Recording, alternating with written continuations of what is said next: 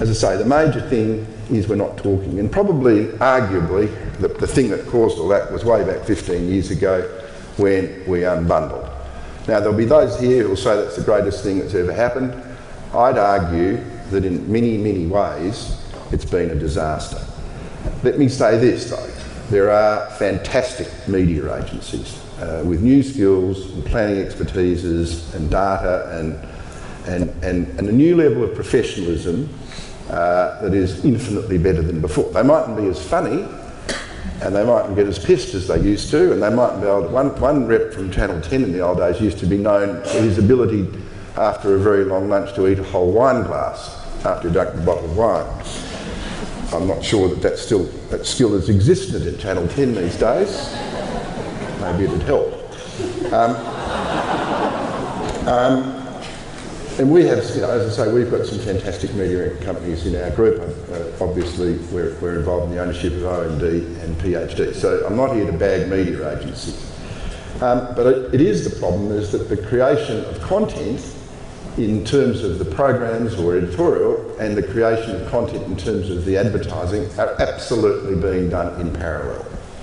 And in an era of 24/7 communication where you need to be faster, cheaper, more effective than ever, we now have what I'd argue is the most sclerotic process that I've ever seen in my many moons in this business. It seems to take far longer, it is far more disconnected, and it is indeed inefficient in the extreme.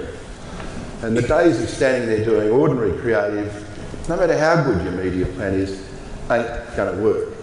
Because we need to create deeper relationships with our consumers, and we need to understand that in an increasingly complicated path to purchase, it is a relationship-based and multifaceted, multi-levelled engagement that we need. And to do that, you need to have creativity at the heart of it. You can't just fill holes.